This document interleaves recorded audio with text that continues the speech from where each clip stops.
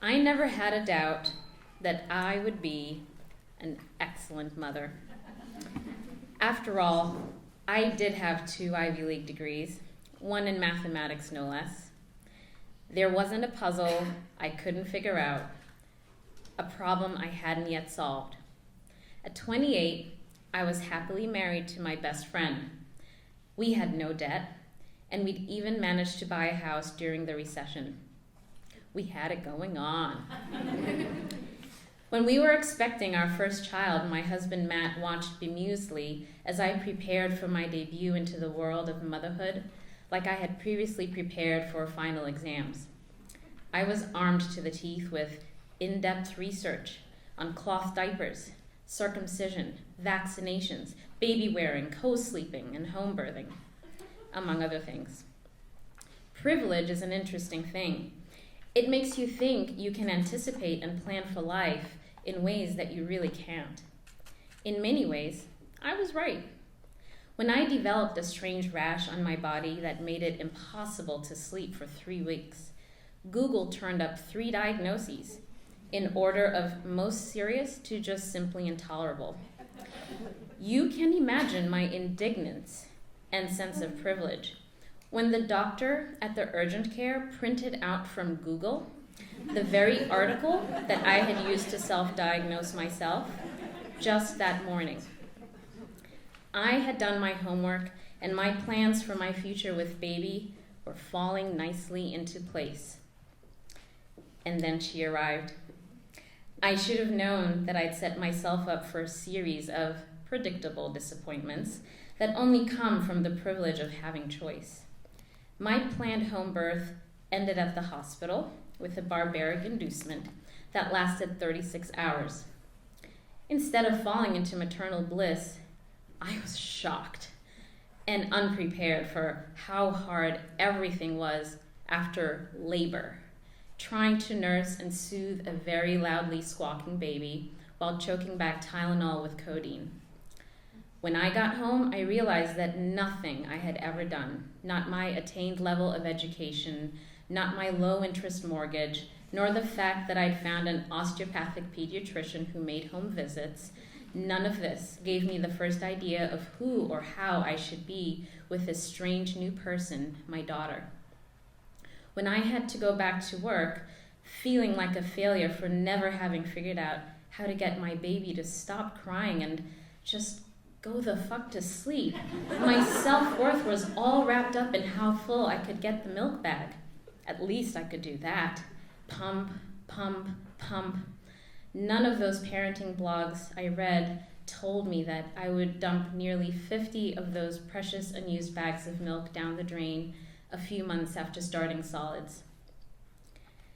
I had no idea that once I'd figured out the whole sleeping business, a calculus that seemed to change every month, figuring out how to keep that baby asleep would consume almost another half-decade of fitful and uninterrupted sleep. Sleep was the holy grail of my maternal beginnings, because I read somewhere in some authoritative book that sleeping babies were happy babies, and happy babies meant happy mamas, and happy mamas were evidence that the maternal instinct was universal, even if you felt angry, disillusioned, and utterly inept as you mothered. My slide into despair and ineptitude started when my very well-intentioned, awesome osteopathic pediatrician recommended the book Happiest Baby on the Block, when I told him that I couldn't get my little girl to sleep. So I swaddled like a pro and co-slept. I was militant about ferberizing at night and practicing Dr. Sears attachment parenting by day. I gave my little darling lavish infant massages and bounced and shushed her for what seemed like eternity every night. I got A's in all those classes, but I felt like a failure. I wasn't sleeping, my baby wasn't sleeping, and we always seemed to be either crying or nursing together. No one was actually happy. It was spring, a day as unseasonably warm as the one 5 weeks before when my baby was born. I was parked on the street outside the bank on a mission to pick up a cashier's check, which I was bringing to the closing. My little girl had finally fallen asleep on the 3-minute drive to the bank.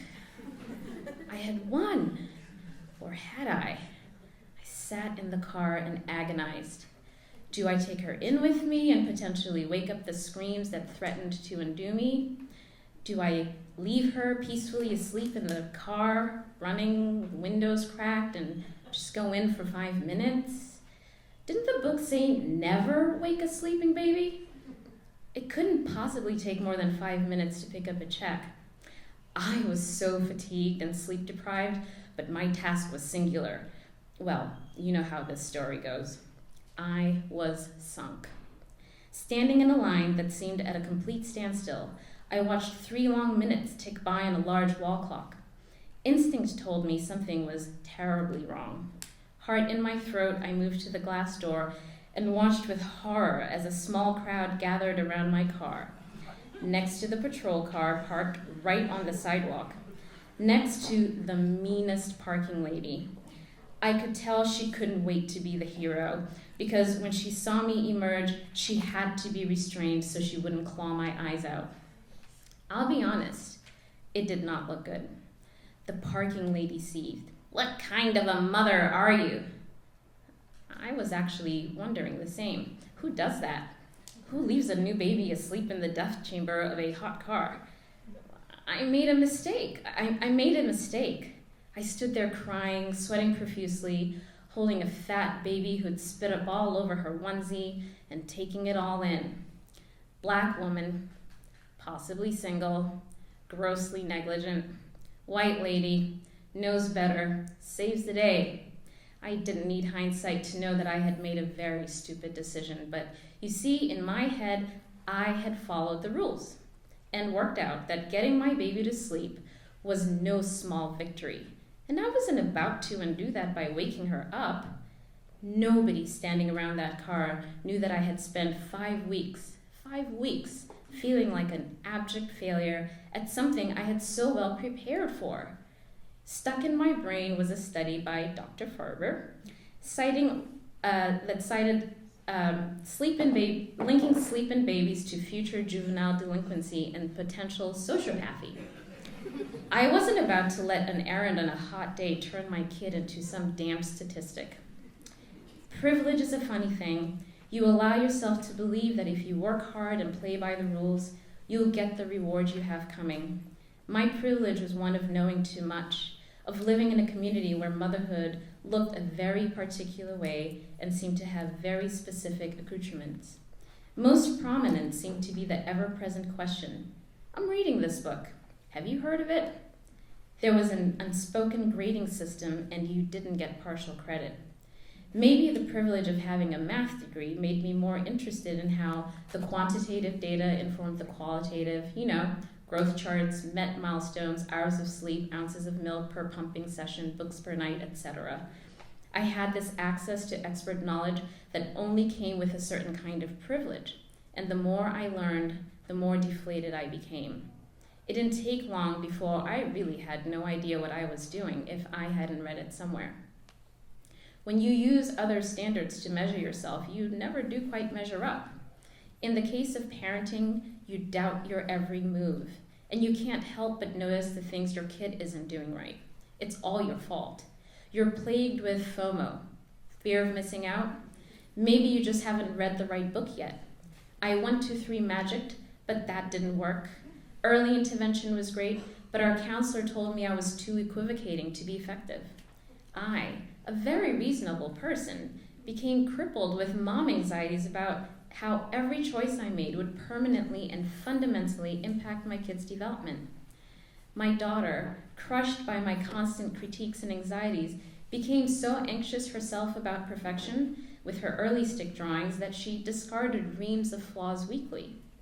Our story wasn't unique. I'm sure there's a well-researched book out there with a vignette on a mother-daughter relationship like ours, peppered, I'm sure, with great advice about how I should talk so my kids could listen. I won't be reading it. When my new baby boy actually turned out to be the happiest baby on the block, I noticed, but just for a moment. I missed the point when my firstborn became a champion sleeper, because she was sleeping now, because I was back on BerkeleyParentsNetwork.com, getting expert advice about how to potty train. I still cannot believe how fucking hard those 3 days were. They broke me. And the PTSD of that effort made for a dark, dark summer. But that's a story for another time. Motherhood has been the toughest class I've ever taken, and it turns out I got all the wrong books and failed a lot of the real important tests along the way. I'm thankful that I finally understand that mothering instincts don't live online or in research after all. And expert advice comes from the very mouths of babes. When I hear, "I want to snuggle on the couch, mama," and "Can I hold your nenes?" and "Will you just stop talking and hold me, mommy?" I understand that my kids are good self-advocates despite all my mothering errors. And the refrain of, "Mommy, you are the bestest mommy in the world," is really true because it's coming from the experts on what it means to be the bestest mommy. So, I'll continue listening to advice from my little experts. I'll snuggle as much as I stumble, but I'll always forgive myself for not knowing any better. Thank you.